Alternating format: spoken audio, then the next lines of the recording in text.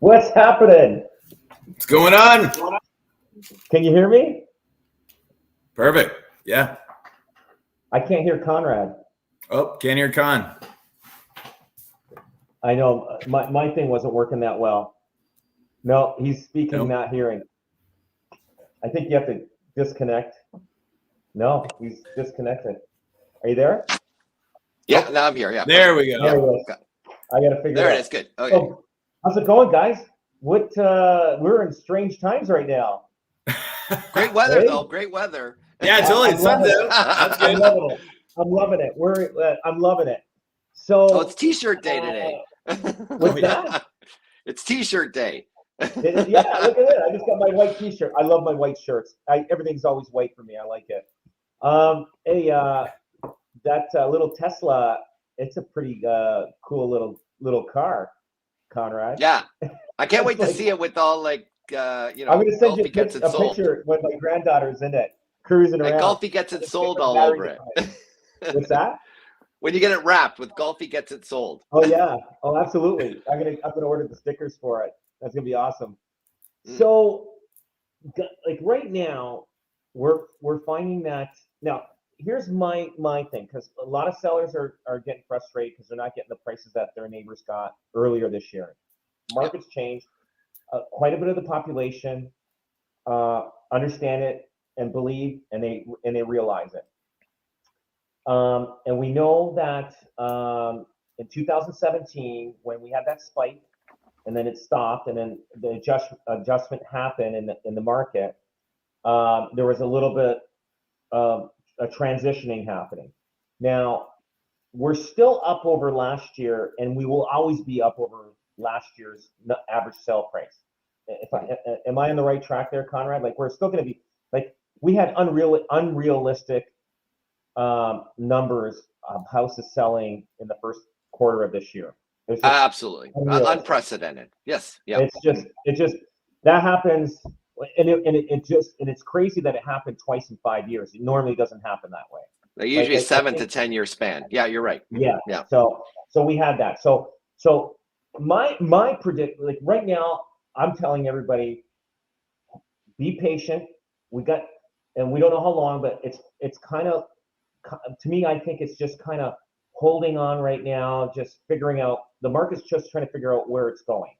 I do think it's going to settle a few more points, maybe 2 to 5 and the most. And I'm thinking it's the same as 2017.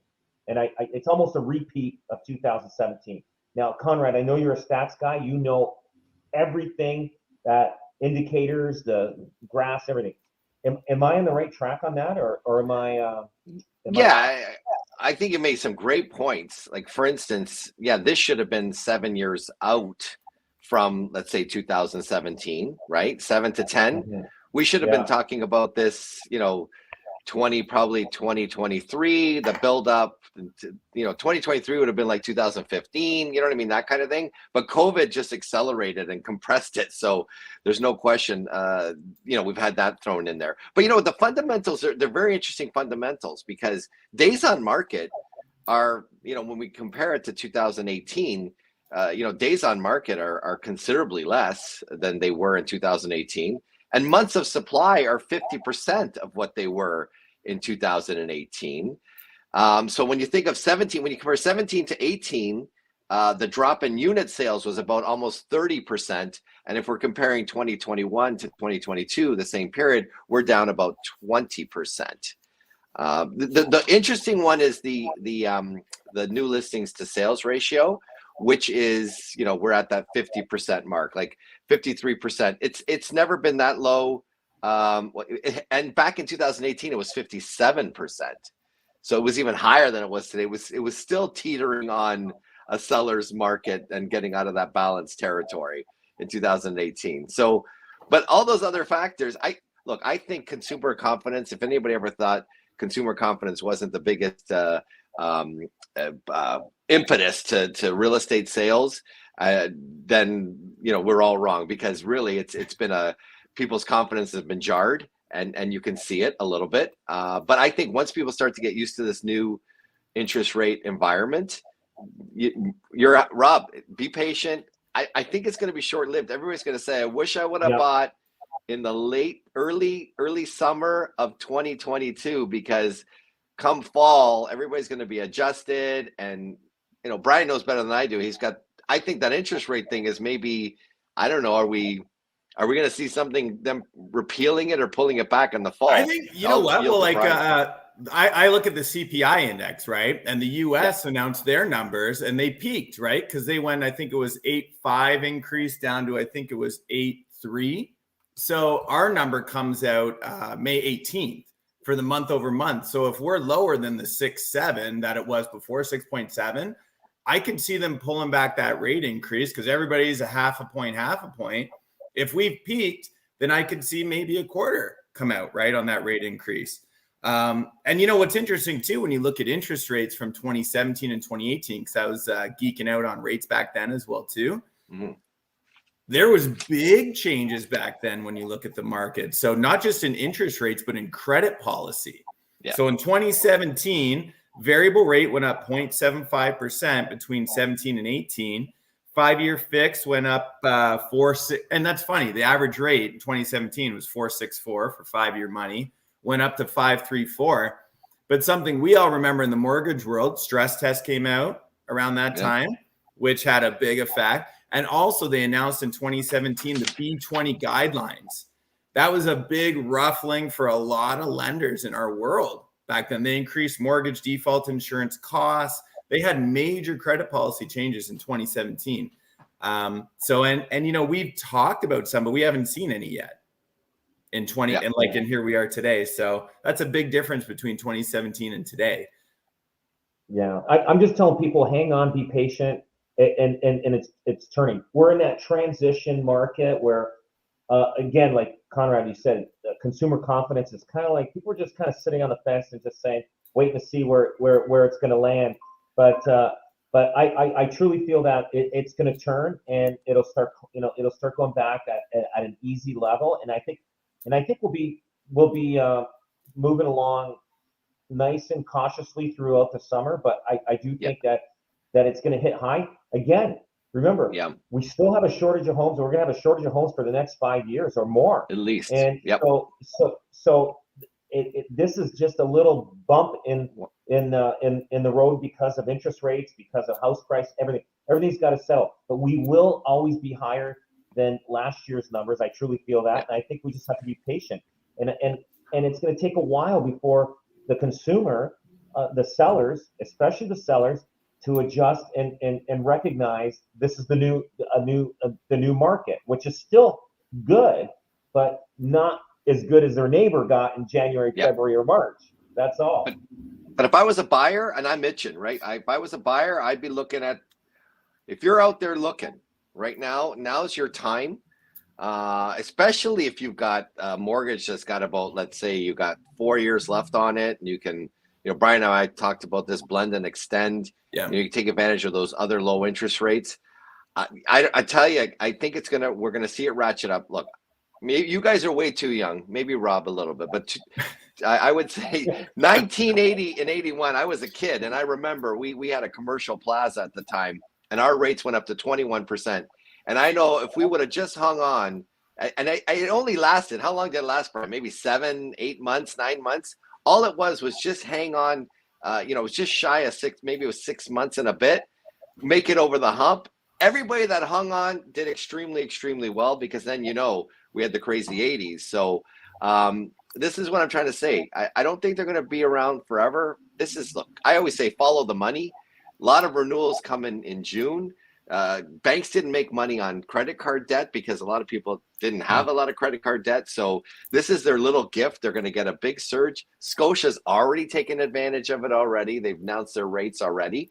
So their 5 years are over 5, aren't they? They're close. I think they just raised it to about 4.7, 4.8. So they're getting close to 5. Yeah. Right. So they're going to take advantage of these renewals, and then you're going to see this kind of thing happening with rates, and then maybe we'll see the fall. They'll correct themselves to fall, or at least by Q4, right?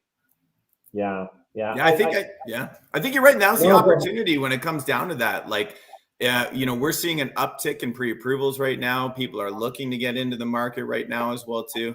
And, and our investors, we've got a lot of concerned investors. I think even they're sitting on the fence a little bit, but they're going to be pouncing in the next little bit, which is they're going to be jumping back into the market, because you've got some people too right now that because the variable went up, they're paying sometimes their negative cash flow right now has gone up, right? Maybe $400, $500, $600. But the other thing to remember is because rates were so low when they got it, if you're an investor out there, you're paying off a record amount of principal still, like a record amount. You're paying off, like if it cost you $6,000 a year, you're probably paying off 12 to 15 in principal. That's awesome. It's still, like, in my eyes, I'm not an accountant, but that's better than an RSP contribution. If you're still losing money there, it's better to be putting it into there than the other place. It's a nice forced savings. Yeah.